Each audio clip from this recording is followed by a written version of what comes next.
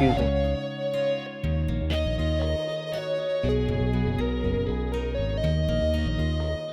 आज के दिन भी झेलना पड़ेगा उस बाबी डॉल को, करीना कपूर। पता नहीं ऐसे लोग प्लेसमेंट के लिए आ कैसे जाते हैं।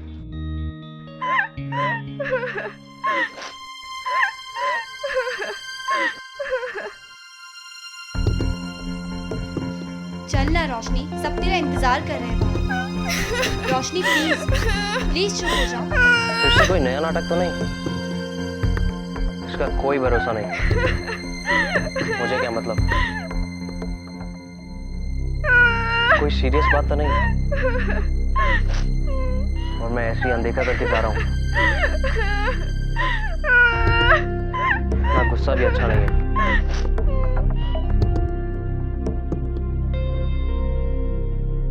Excuse me.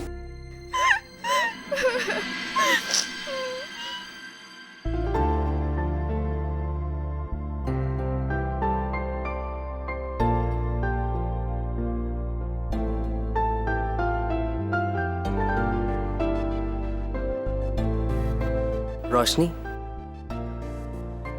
क्या हुआ? देखो, अगर तुम नहीं बताओगी तो तुम्हारा प्रॉब्लम कैसे सॉल्व होगा? चलो जल्दी बताओ क्या हुआ। मैं तुम्हारी प्रॉब्लम 1 मिनट में सॉल्व कर दूंगा। प्रॉमिस? प्रॉमिस। ये देखो। क्या हुआ? टेबल के नीचे आ गई। बहुत दर्द हो रहा होगा ना? मैं अभी बर्फ लेके आता हूँ। उसके सेकने से तुम्हारा जख्म ठीक हो जाएगा। ना, मेरा नाखून देखो।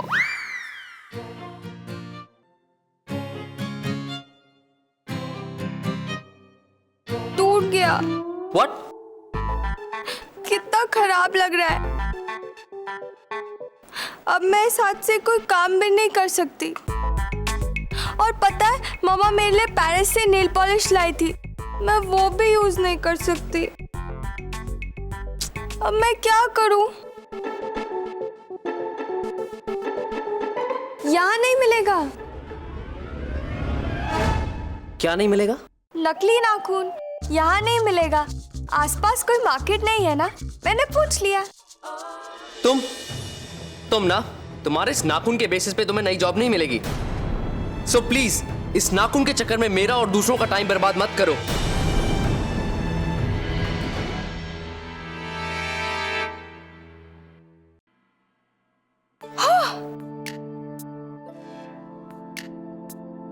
डरो मत टेडी, उसकी बात तो मैंने सुन ली और उसका जवाब तो मैं जरूर दूंगी। उसने मेरी बात को अनसुना किया। मुझे यहाँ आना ही नहीं चाहिए था।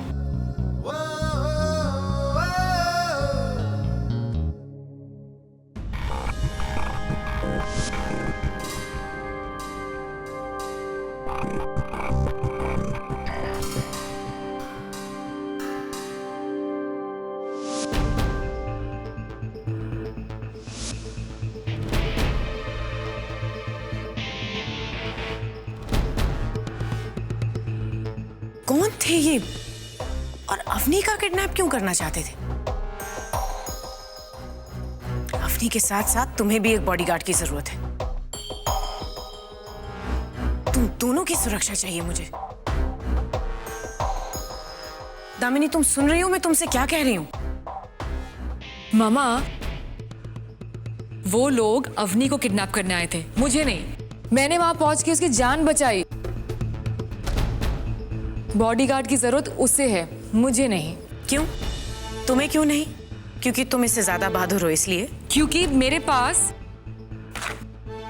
मामा, मेरे पास एक गन है और इसे मैं अच्छी तरह इस्तेमाल करना जानती हूँ। अच्छा, अवनी ने तो बताया कि दूसरे गुंडे ने आके एक ही झटके में तुम्हारी गन हाथ से गिरा दी थी। हाँ, नहीं, वो एक्चुअली मेरा ध्यान पहले वाले पे था और पता नहीं अचानक कहां से वो दूसरा वाला आ गया। मामा, ये आंटी जी को ही बॉडीगार्ड की जरूरत है। नहीं दी, मुझसे ज्यादा तुम्हें जरूरत है। मैं तो पूरा दिन घर पर रहती हूँ, तुम्हें बाहर रहना पड़ता है, ऑफिस के काम से, मीटिंग्स के लिए। उसे क्या घूर रही हो?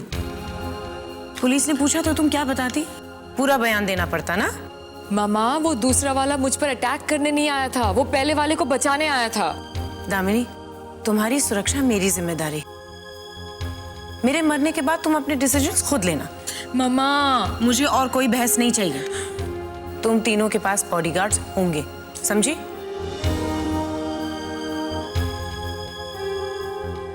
मामा अगर आपको लगता है कि मुझे बॉडीगार्ड की जरूरत है तो फिर ठीक है, लेकिन वो कब तक टिकेगा वो उस पे है।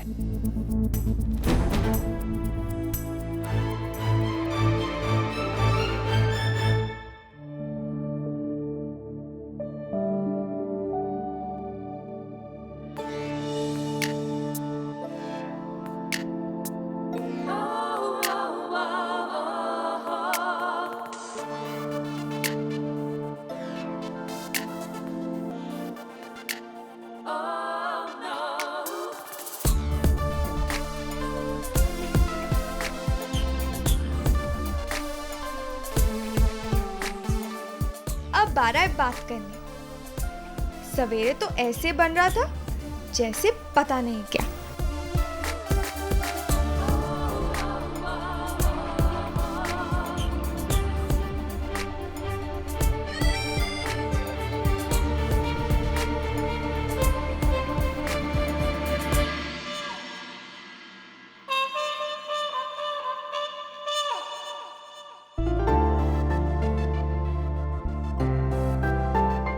फिर से चला गया बिना बात किए।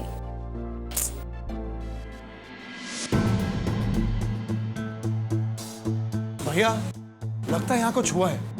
पूरे पुलिस स्टेशन में भगदड़ मची हुई है। चल मेरे साथ। हवलदार साहब, पुलिस स्टेशन में इतनी भगदड़ क्यों है? अरे किसी को बोलना नहीं। इला गुजराल मैडम की बेटी लोग पे 2 टपोरी लोगों ने अटैक किया, उधर कंस्ट्रक्शन साइट पे।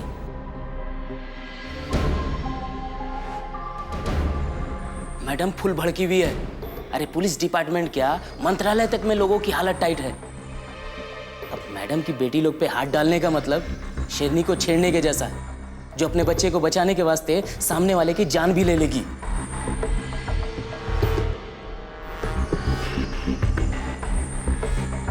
किसी को बताना नहीं कि ये बात मैंने तुम लोगों को बताई। हाँ, हम ये बात किसी को नहीं बताएंगे। अच्छा, हम पापा से मिल सकते हैं?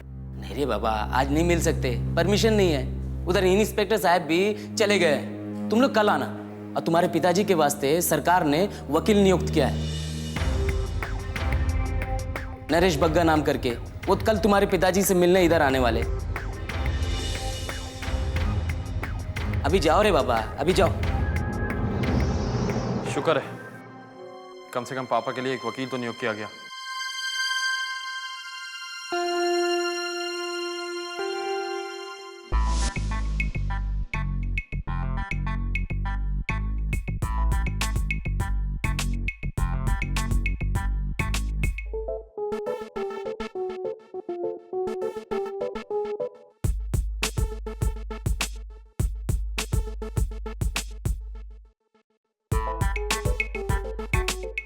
कैसा पार्टनर है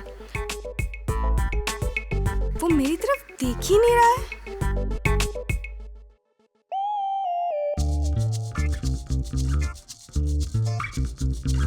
इतना घमंड, गलती खुद की है और मुझसे बात नहीं कर रहा है। मैं भी देखती हूँ कैसे नहीं बात करता मुझसे। अगर मैं उसको प्रोजेक्ट में हेल्प करूं, फिर देखते हैं कैसे मुझे इग्नोर करता है।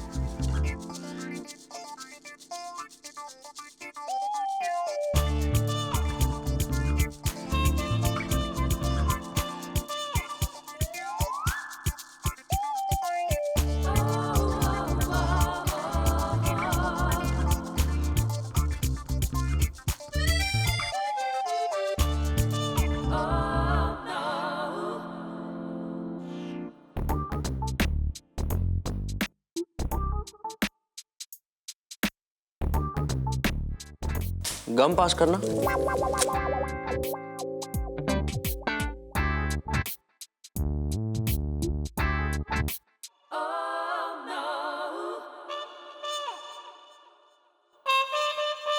काम में ध्यान नहीं दोगी तो ऐसा ही होगा।